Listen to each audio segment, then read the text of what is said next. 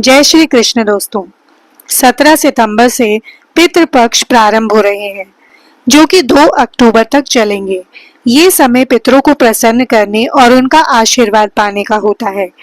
पितृपक्ष के 15 दिन के दौरान हमारे पूर्वज हमें आशीर्वाद देने के लिए धरती पर आते हैं, इसलिए इस दौरान कोई भी शुभ काम नहीं किया जाता है, बल्कि पितरों को सम्मान देने के लिए उनके निमित्त श्राद्ध, दान, ब्राह्मण भोज आदि कराया जाता है। साथ ही इस समय काफी सादगी से बिताया जाता है, इसलिए इस दौरान अपने उपयोग के लिए नई चीजें खरीदने की मनाही होती है। पितृपक्ष में केवल दान देने के लिए ही चीजें खरीदना चाहिए। इसके अलावा ऐसी 3 चीजें खरीदना भी पितृपक्ष में वर्जित बताया गया है, जिन्हें खरीदने से भयानक दोष लगता है। पितृपक्ष में केवल नया घर, नई गाड़ी, जमीन, कपड़े, गहने, सजावटी सामान आदि की खरीदारी ही वर्जित नहीं है, बल्कि 3 ऐसी चीजों को खरीदने की भी मनाही की गई है जिनका रोजाना उपयोग होता है। लेकिन श्राद्ध में इन चीजों को खरीदना त्रिदोष का कारण बनता है। चलिए दोस्तों, सबसे पहले जानते हैं कि पितृपक्ष में क्या करना चाहिए।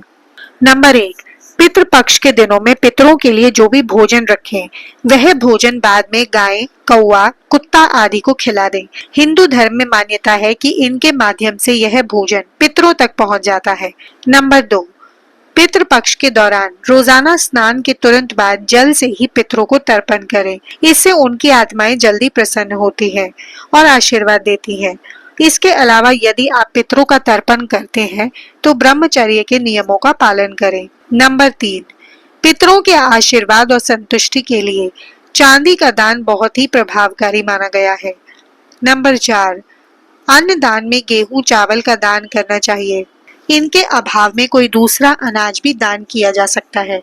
यह दान संकल्प सहित करने पर मनवांछित फल देता है। पितृपक्ष में भूलकर भी कौन से काम नहीं करने चाहिए। नंबर 1, पितृपक्ष के दौरान मांगलिक कार्य नहीं करने चाहिए, जैसे विवाह, गृह प्रवेश, दुकान का मुहूर्त आदि तरह के मांगलिक कार्य नहीं करने चाहिए। साथ ही इस समय कोई नया सामान भी नहीं खरीदना चाहिए। नंबर 2, श्राद्ध के दौरान तर्पण के लिए काले तिल का प्रयोग किया जाता है। इस दौरान भूलकर भी लाल या सफेद तिल का इस्तेमाल न करें। पितृपक्ष में हींग का सेवन भी नहीं करना चाहिए।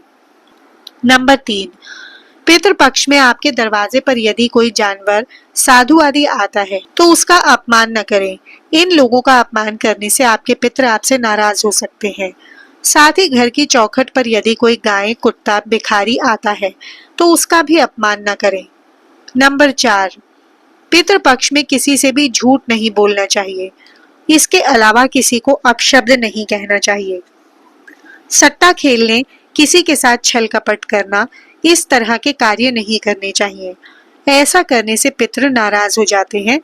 साथ ही श्राद्ध पक्ष में ब्रह्मचर्य का पालन करना चाहिए। श्राद्ध करने वाले को बाल, नाखून और दाढ़ी नहीं कटवानी चाहिए। अगर ये वीडियो आपको इन्फॉर्मेटिव लग रही है दोस्तों, तो वीडियो को लाइक, शेयर और कमेंट जरूर करें और चैनल को सब्सक्राइब करना ना भूलें। घर परिवार को तबाह कर देता है त्रिदोष। पितृपक्ष में केवल नया घर, नई साड़ी, जमीन, कपड़े, खाने, सजावटी सामान आदि की खरीदारी ही वर्जित नहीं है, बल्कि ऐसी 3 चीजों को खरीदने की भी मनाही की गई है जिनका रोजाना उपयोग होता है। लेकिन साथ में इन चीजों को खरीदना प्रदोष का कारण बनता है। श्राद्ध में इन चीजों को खरीदने से पितृ नाराज होते हैं। जीवन में मुसीबतें पीछा नहीं छोड़ती हैं।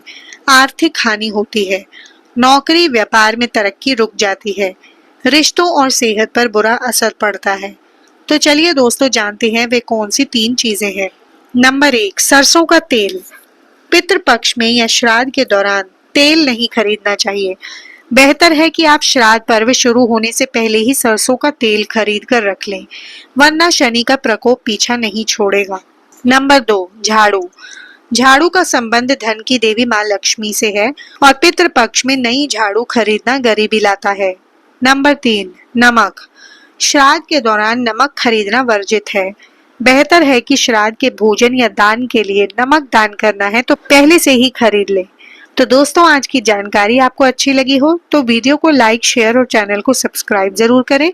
साथ ही बेल नोटिफिकेशन को ऑन कर लें, जिससे वीडियो का नोटिफिकेशन सबसे पहले आपको मिले। और कमेंट बॉक्स में राधे राधे जरूर लिखें। वीडियो देखने के लिए धन्यवाद।